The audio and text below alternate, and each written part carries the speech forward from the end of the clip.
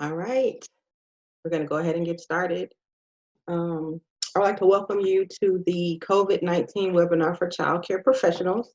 This is actually number 2 in the first 2 series of webinars that I've been conducting since we've had the COVID-19 webinar. And this webinar is going to hopefully help you guys navigate through the notices that you received from Health and Human Services in regards to how you should proceed and the things that are going on and other helpful tools that they have developed and put in place for you guys to try to help this transition go along as smooth as possible. And the last webinar was about 3 weeks ago, so we made it 3 weeks. So we've gotten to a good point, and as long as we keep progressing, then this will be over, and it'll be a part of our distant memory that we'll tell our grandchildren about, right? What happened with COVID-19 in 2020.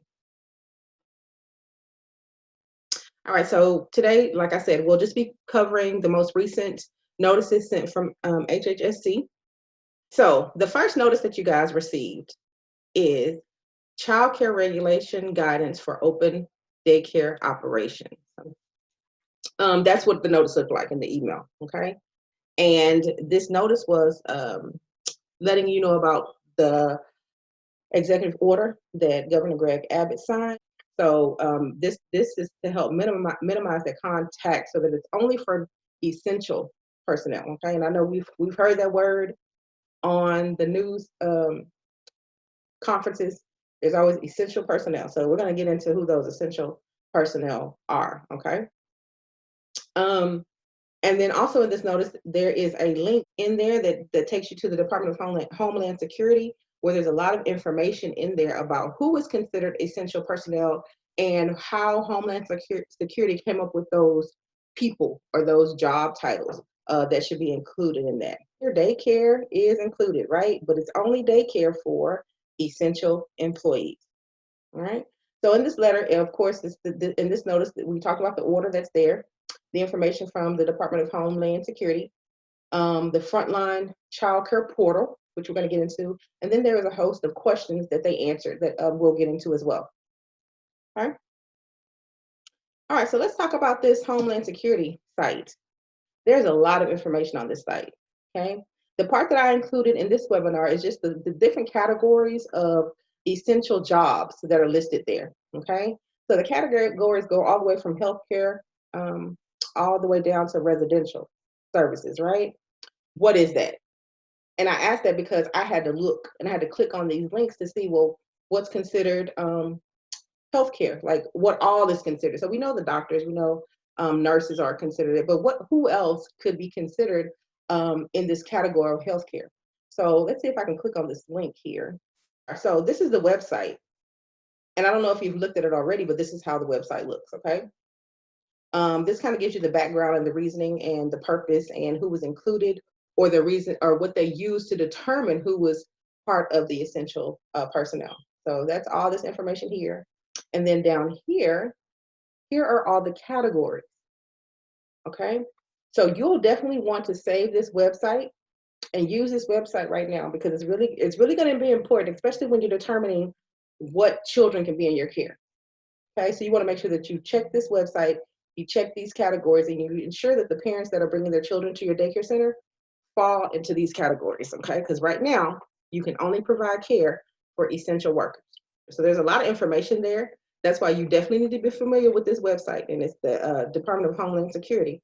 Be familiar with this website, and if you don't remember, it's in the letter, the first letter that you guys received, and you can click on the link from the letter, and it'll take you to the website. All right, so again, you want to refer back to that. So you want to make sure that you keep that information handy because you'll need it. And I'm going to tell you why as we go further along in this webinar. All right, so next slide.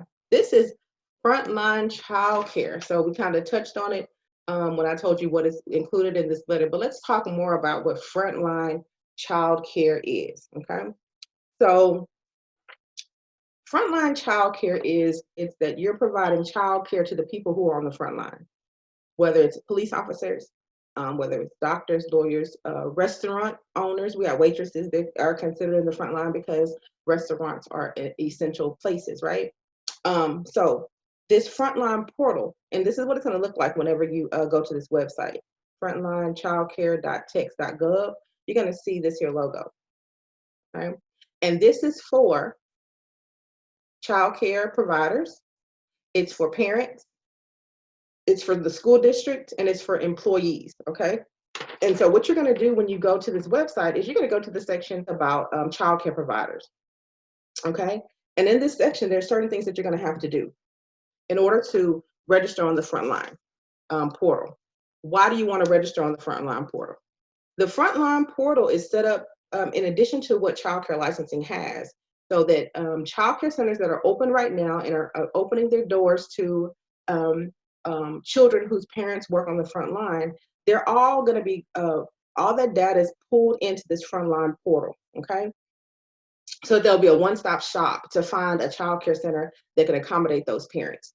On this portal, if you want to register, if you're open, you should register. I think they really encourage you to register so they'll know who's out there just in case someone is looking for childcare. But you go to this website and you will need to verify some information first, right? So they want to make sure that whoever is registering already has a permit. So you're already registered with childcare licensing. You want to make sure that your information that's listed on the texaschildsearch.org, make sure that that's accurate. Make sure the phone numbers are up to date, the email addresses are up to date. Make sure that information is correct, right? Because they're using that information to transfer the information into the Frontline Childcare database, okay? Also, there are certain health and safety precautions that you'll have to follow, that you'll have to increase once you become a frontline caregiver. Okay, so the health and safety precautions that you're going to have to follow are from childcare licensing, from the Workforce Commission.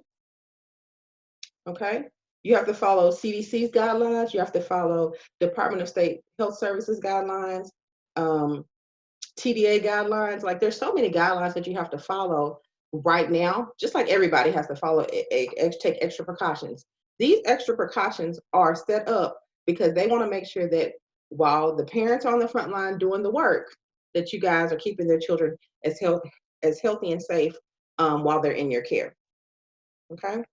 Other actions that you may need to take: when you go to the portal, they're going to ask you a series of questions like, how much space do you have? Like, how many children can you accommodate? How many vacancies do you have? So you'll enter that information. They'll ask you about the ages that you accommodate, the times, the hours of operation of your facility.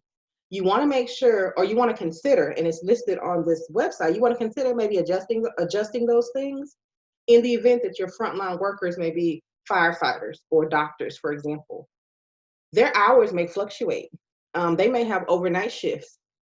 So you may want to consider offering those things just for this temporary time, okay? And in order to do that, you will have to contact childcare licensing, because if it's something that they have not approved you to offer, but you want to offer it, you'll discuss a waiver or variance with them. So if you have closed and if you want to reopen, go to this website, register, become one of the frontline caregivers. You're essential, you're needed. If you're open and you have not registered on this website, you want to do that because your numbers are probably extremely low. So you want to make sure that your doors are open and that you can provide the care that you would help pay the bills right now, right? Okay, and then the last thing is financial services, like how to provide the care. So a lot of parents who are on the front lines are getting financial aid, right? And the financial aid is coming from, the financial aid for childcare is coming from the workforce department.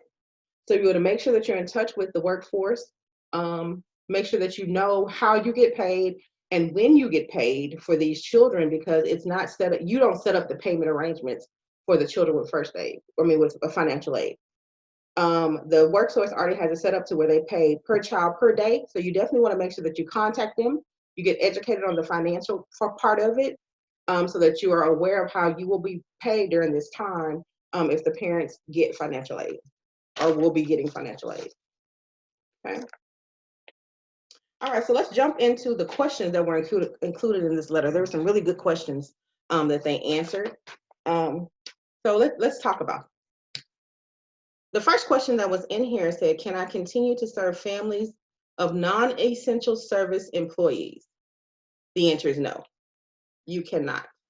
The only way you can be open providing childcare right now is if you're providing childcare to the essential workers, only essential workers, right?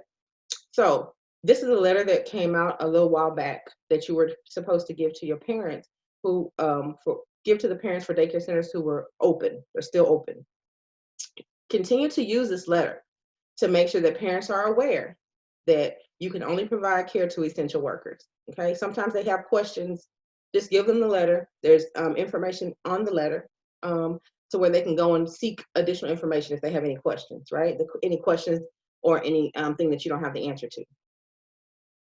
Also, for any parents that may come in later to enroll their children, this letter is also something that I would give to them and say, I know you want to enroll your frontline. This is the letter that you have to see, and then proceed with the other steps. Okay. All right, let's look at this other question. How can I provide child daycare for essential service employees and for children receiving protective daycare services? So that question came up. What is protective daycare services? So that's services for children who are in Department of Family and Protective Services care. All right. So if you're providing care for the essential workers or for them, this is how you do it, through the Frontline Childcare portal.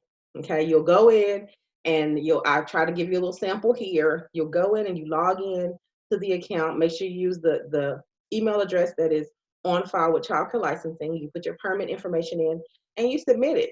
And as you go through the steps within the portal, if you have any questions, they gave you a email address right here to send questions to, in the event that you have a question during this time or while you're trying to fill out the information. Okay. All right. How often can I update on the Frontline Childcare portal? So I'm sorry, my available spots on the portal. So when you complete the portal, like I said, they're going to ask you a series of questions. How many vacancies do you have? What age group are you accommodating? You can update that information as much as you need to. Okay. But you will get prompted every week to make any changes or to verify that everything is up to date.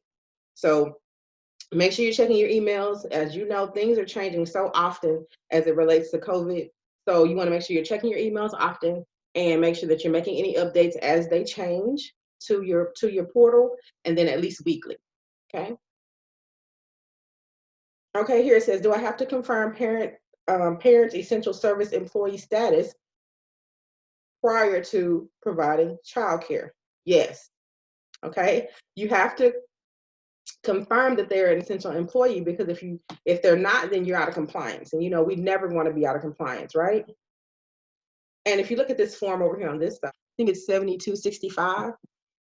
This form here is for they're attesting that they are an essential employee. So parents will get this form from you. You'll give them the letter and you'll give them this form, and you'll give them this form to complete. See, they have to fill out everything here.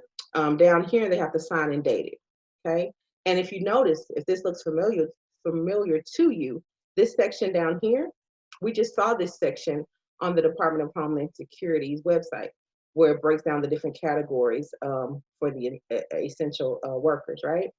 So parents fill this out, they tell you their job, they give you the information on where they work, and then they're going to check a box to say what category they fall in. Okay. Even if you have to refer the parents back to their website, you can do that so they can look on the Homeland Security's website to see what category they fall in, to make sure they're giving you accurate information. All right. And then they sign and date it. And then the next question is, do I have to keep record of the completed form for each child in my care? Yes. Right. Record keeping it hasn't changed. You'll be keeping more records now. And this is one of those that you'll have to keep. So when the parents fill out this form, you will have to keep it on file. If they want a copy of it, give them the copy, and you keep the original. And then this next question: can my staff bring their own children to my child daycare operation while they work? Yes. Okay. Your caregivers are essential employees. And because they're essential employees and they get care for their children, they're included in that group. It's up to you to determine how that works as far as payments go. But they are considered essential, and you can provide care to those children. Okay. The next question: how can I ensure the health and safety of my staff and children in care? Okay. For this question, there are a lot of links that you can go to.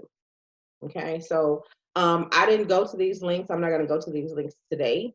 But if you, when you go to that letter, there's 5 different links to go to educate yourself on how to ensure the health and safety of the children in care. And this is in addition to what the minimum standards say.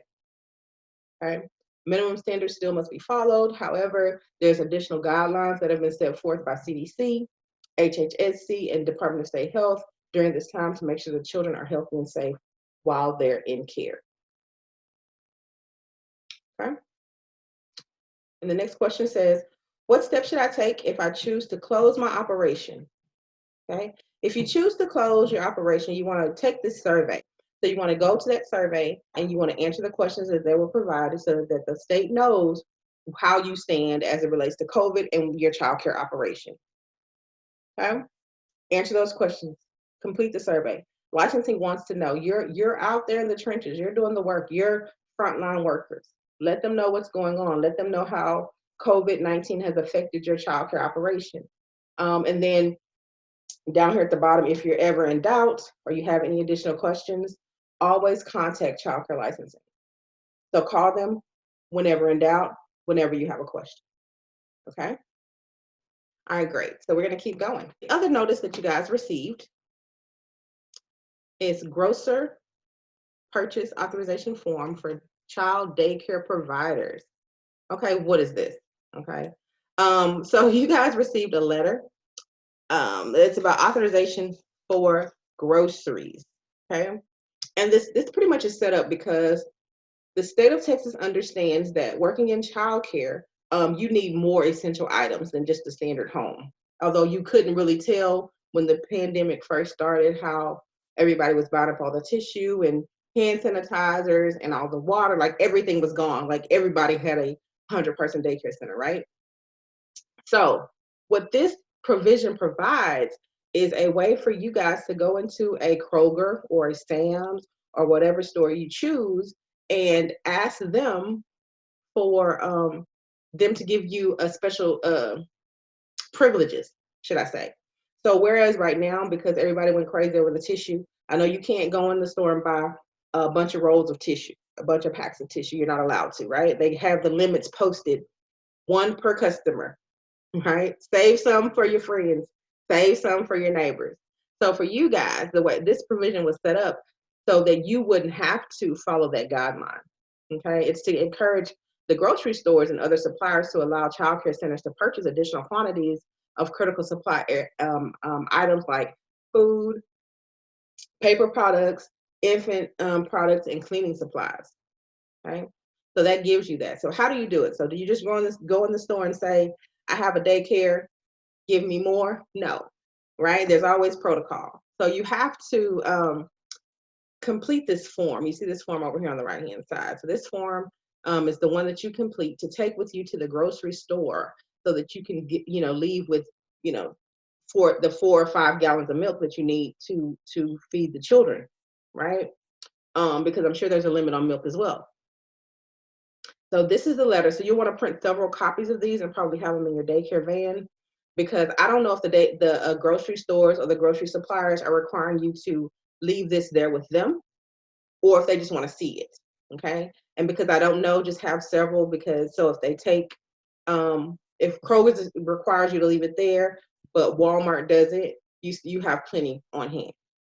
Okay. So that's the authorization form. So that letter was pretty simple, pretty self-explanatory, and I think it's great. I didn't even think about that you guys will need more as child care providers. All right, well, let's keep going. All right, the very last letter that we're talking about today is the one that came with the new laws, right? Hopefully you guys saw this, because before it was just a recommendation or it was just guidance that was given to you, where it talked about, this was in the other webinar where we went over what the do's and the don'ts, right now for people assessing your child care operation. So Title 26, Part 1, Chapter 745, Subchapter X, Division 1. This is the new standard. This is a new standard of rules that have been now implemented as law, right? So you have to follow these rules. And they gave the specific updates. You know, they always send out the letter to give this or give you guys the specific wording of how it's going to be listed as the new law, as it relates to the new law. So that's there. And it's pretty much the same information. I looked through it. I don't think there's anything new that's been added. I think they just made the guidelines into law, opposed to it just being a guideline. So if you're interested in knowing, you know, the way I suggested to proceed with those, as far as child pickup, allowing people into the facility, different methodologies or practices that you may want to adopt, go ahead and go over to my YouTube channel. I uploaded that video from that last webinar onto YouTube. So you're welcome to go on over there and go ahead and watch that video, because I gave different techniques, different methodologies, different things that you can do to get through this process, right? To try to make it easier for you on the front lines to look at your systems that you're doing, to see if they're working. If they're working, great. If you can improve them, then, you know, look over this webinar to see if I suggested something that could help. Okay. And while you're on there, go ahead and subscribe and like and comment while you're over there looking at the video. Okay. All right. So I have included here all of my website, my social handles, and my email address. If you guys want to write that down, if you do not have it already, that's going to be listed here. In the meantime, was there something that I did not clarify that you wish I had? If that's the point, if that's you, go ahead and put that in the comments, because I'd like to see it. I'd like to go over it. I like to review it. And if it's a question that I didn't answer, okay, because I want to make sure that I'm giving you tools in order to succeed. Okay. Again, my last webinar I did was 3 weeks ago. You know, we've done all right. We've gotten through 3 weeks. So the way I'm looking at it is it's just gonna keep getting better and better. And before we know it, this is gonna be a thing of the past. And it's gonna be a thing that we just kind of reflect on, right? All right, cool. Well, thank you guys for attending. I appreciate you taking time out to be here with me, and I will see you all next time. All right, I'll let you know when the next webinar will be. If you have a webinar idea in mind, just let me know. All right, have a good one.